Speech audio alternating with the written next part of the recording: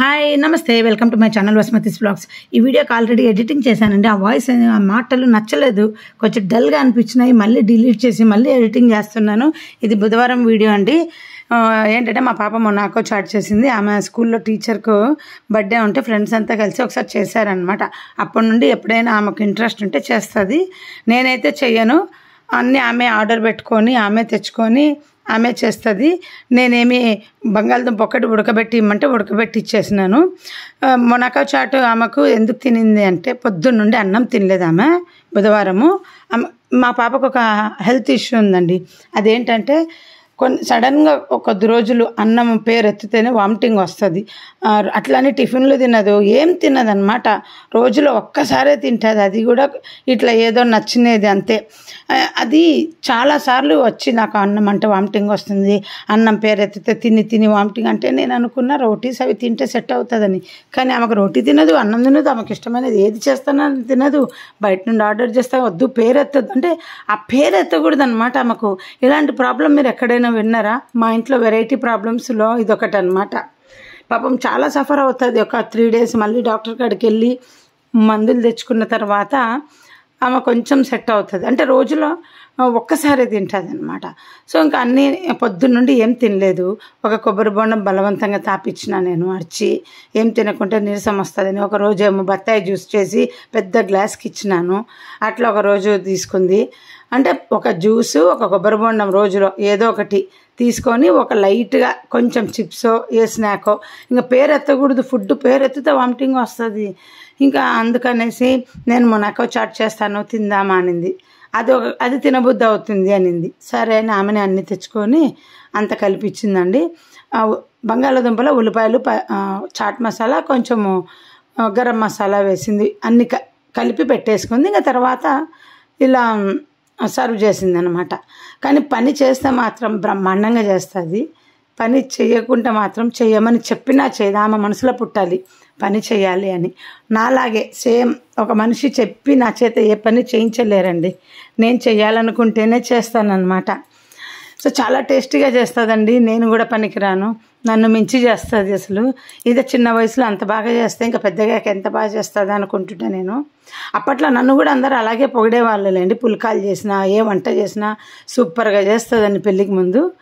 ఇక బయటికి వెళ్ళి మ్యాంగో ఐస్ క్రీమ్ షేక్ తెచ్చిచ్చింది నాకు. ఆమె స్ట్రాబెర్రీ షేక్ తెచ్చుకుంది. అయిపోయింది. బుధవారం రాత్రి డిన్నర్ అయిపోయింది అనమాట. ఇలా ఎవరింట్లోనే ఉంటుందా? ఎందుకంటే అవి తినేసరికి 8కి మొదలు పెట్టాము. 8:30కి ఆమె కంప్లీట్ చేసింది. ఇంకా మా ఆయన ఏం చేశాడంటే గురువారం ఉపవాసం ఉంటానని ఇంకా కీరా ఉంటే గ్రీన్ చట్నీ చేసి పెట్టి నేను ఇంట్లో ఆ కీరా అది వేసుకొని తిని అది ఆయన కంప్లీట్ చేసుకున్నాడు. చిన్నది లేదనమాట. ఫ్రెండ్స్ తోటి వెళ్ళింది బయటికి. ఇంకా కొత్తిమీర ఆరబెట్టినది పాడైపోయి ఇక రెడీగా ఉన్నప్పుడు ఇలా ఆరబెట్టేసుకుంటూ ఉంటాను అనమాట. ముందుది బయటికి తీసి అది ముందు వాడతాను, ఫ్రెష్ది కింద అడుగున వేస్తుంటాను. ఇంకా కొత్తిమీర ఒక్కోసారి ఎక్కువ ఉందనుకోండి, ఇట్లా ఆరబెట్టినది ఒక ట్రిప్ కొత్తిమీర తెచ్చుకొని ఇంక ఎండు కొత్తిమీర వాడతా. మళ్ళీ ఇది అయిపోయిన తర్వాత మళ్ళీ ఫ్రెష్ కొత్తిమీర కంటిన్యూ తెచ్చుకుంటూ ఉంటా. శనగపప్పు కూడా ఎక్కువ కొంటాం కదా, మా ఆయన ఎక్కువ తెచ్చిపెట్టాడు. అది వాడలేదు అసలు. ఎందుకు ఎక్కువ అంటే అనుకోకుండా డబల్ పడ్డాయి, అలా ఎక్కువ అయిపోయినాయి. సో ఇంకా పుదీనా, ఎండిన పుదీనా ఎండబెట్టి పెడతాను. అది కూడా ఎండు కొత్తిమీర వీటినే మసాలా వడలాగా చేసేద్దామని ఉల్లిపాయలు, జీలకర్ర, పచ్చిమిర్చి అన్నీ దాంట్లో రెడీగా డబ్బాలో వేసి పెట్టిన గురువారం సాయంత్రానికని. బట్ గురువారం సాయంత్రం ఏమైందంటే డాక్టర్ కాడికి వెళ్ళాము. ఇంకా మ్యాక్సిమం డాక్టర్ కాడికి వెళ్తే మేము బయట తినేసి వస్తాము. అందుకనేసి ఇంకా నేను ఫ్రిడ్జ్లో పెట్టినది మిక్సీకి రుబ్బేసి మళ్ళీ ఫ్రిడ్జ్లో పెట్టేసి మా ఆయనకు చెప్పిన మరేమి ఇదే తిందామా బయట తిందామా అని. పెద్ద పాప అనేది, నువ్వు నాకు ప్రామిస్ చేస్తున్నావు గురువారం బయటికి పోయి ముగ్గురం తిందాము అన్నావు, బయటే తిందాము, నాకు ఇంట్లో అస్సలు తినబుద్ధి కావట్లా, బయట ఏమన్నా తినగలుగుతానేమో అంటే సరేలేని వెళ్ళాం. ఇలా కాడలు పెడితే కొత్తిమీర వాడుకోవడానికి రాదండి. అది ఒకటే చోట కుప్పగా పడి ఆ పుల్లలు ఉన్నదా గుచ్చుకున్నట్టయితే మిక్సీకి వేసుకోవాలి. నేను మిక్సీకి వేయలేదు, ఇంకా మిక్సీ జారు తోమటానికి వెళ్ళింది. అందుకనేసి ఇలా జల్లెడలాగా పడుతున్నాను. ఇంకా అంత పట్టి ఆ పై తొక్కలాగా వచ్చినది మిక్సీకి ఎలాగో వెళ్తుంది కదా అని శనగబెళ్ళల్లో వేసి పెట్టా. సో ఇంకా శుక్రవారం రాత్రికి నేను ఇదే పెడతాను అని చెప్పిన పెద్ద పాప, నువ్వు ఆయిల్ ఫుడ్ పెడితే నేను తిననంటే నువ్వేమన్నా తిను, నేను నాన్న ఈ మసాలా వడ చేసుకొని నైట్ డిన్నర్గా తినేస్తాము. కొంచెం పిండి ఫ్రిడ్జ్లో పెడితే చిన్నది వచ్చిన తర్వాత దానికి వేసి ఇచ్చేస్తే అయిపోతుంది, అంత రుబ్బి ఏం చేయాలి చెప్పు అన్న. నాకు వద్దు ఆయిల్ ఫుడ్ అంటుంది. ఇంకేం చేయలేం. డాక్టర్ కాడికి వెళ్ళి ఈమెకున్న ఈ ప్రాబ్లం గురించి ఎక్స్ప్లెయిన్ చేసి మందులు ఇప్పించుకున్నాం.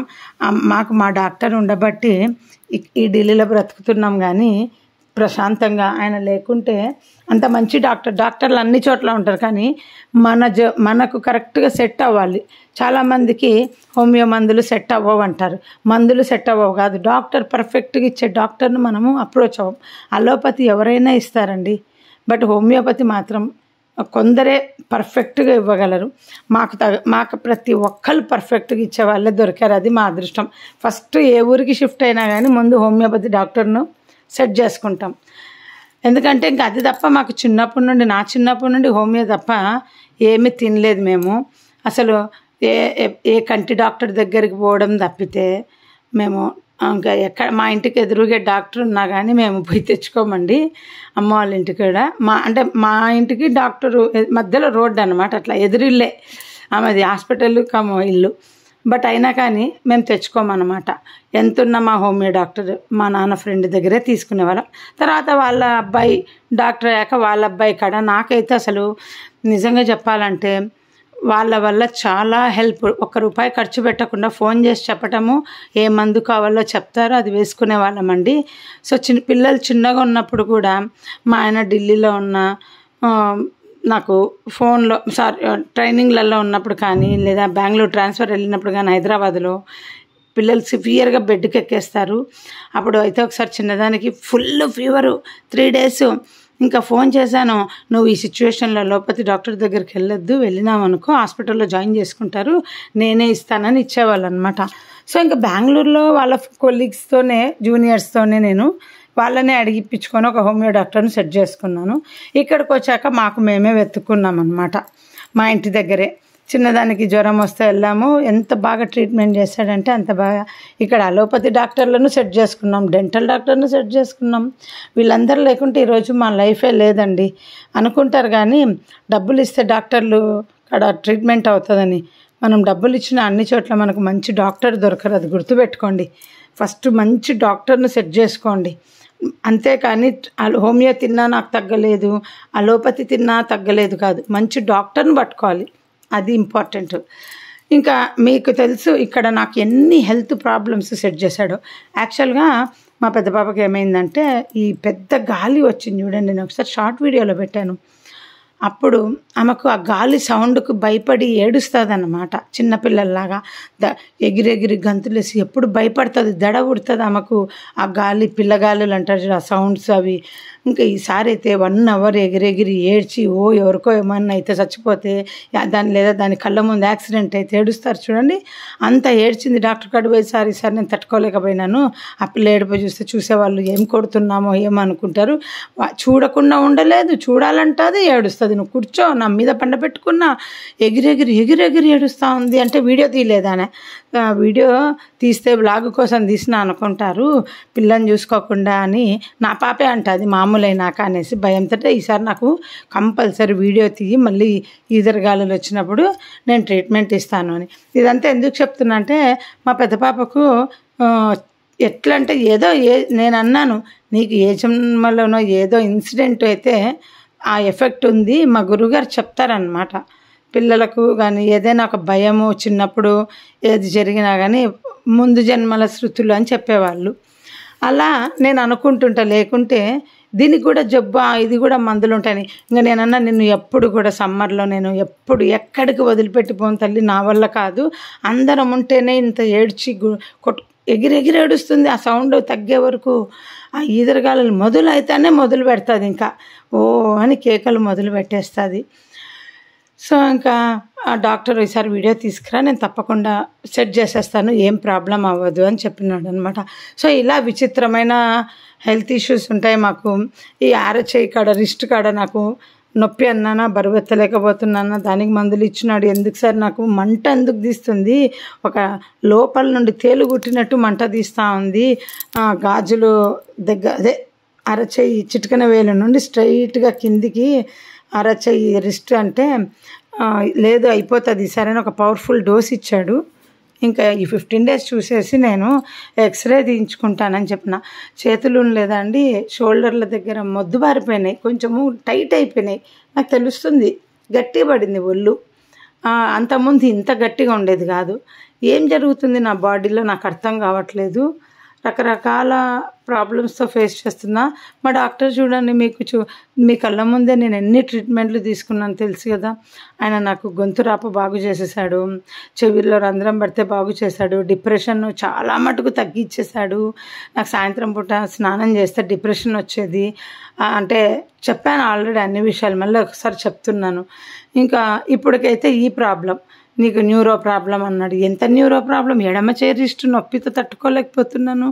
ఒక ఫ్రాక్చర్ అయిన వాళ్ళ నొప్పిలాగా ఉంటుందండి, అసలు అంత ఘోరంగా ఉంది. ఎక్స్రే వద్దంటాడు, ఫిజియోథెరపీ చేయించుకున్నా ఏం ప్రయోజనం లేదు అని. అలా ఇప్పుడు కొంచెం ఒక 2 రోజులుగా నాకు వేరే రెమెడీస్ చేసుకుంటున్నా. నేను ఓన్లీ డాక్టర్లే కాదండి, తెలిసిన వాళ్ళను వీళ్ళని అడిగి ఏదైనా రెమెడీస్ చెప్తే బ్రాహ్మణులను వాళ్ళని అడిగి చేసుకుంటానండి. ఇట్లా జరుగుతుంది నా లైఫ్లో అంటే చెప్తుంటారు. సో డాక్టర్ను వాళ్ళను కలిసి నేను లైఫ్ లీడ్ చేస్తున్నాను. మా పాప పెసర్లు తినలే కదా, అట్లాగే టపర్వేర్కి వేసి పెట్టినా, మొలకెత్తేసినా, ఇంకొక రోజు మొలక పెసర్లు తినొచ్చు అనేసి. ఎవరైనా ఎయిర్ టైట్లో పెట్టుకొని అలా చేసేసుకోండి టపర్వేర్లో.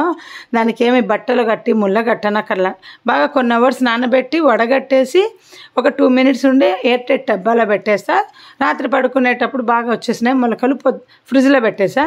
ఇంకొక రోజు స్ప్రౌట్స్ లాగా తింటారు, లేదా మళ్ళీ పెసరట్టో లేదా ఉడకబెట్టి మగ్గించేసి మా పిన్నమ్మ చేస్తుంది అనమాట. అది చాలా బాగుంటుంది, అలా చేస్తా. ఇంకా మా పెద్ద పాప ఆలు పరోటా తీసుకుంది, నేను ఫ్రెంచ్ ఫ్రైస్, నాకు ఎక్కువ ఆకలి లేదు, మిక్చర్ తిన్నా కదా. ఆయన నెక్స్ట్ వీడియోలో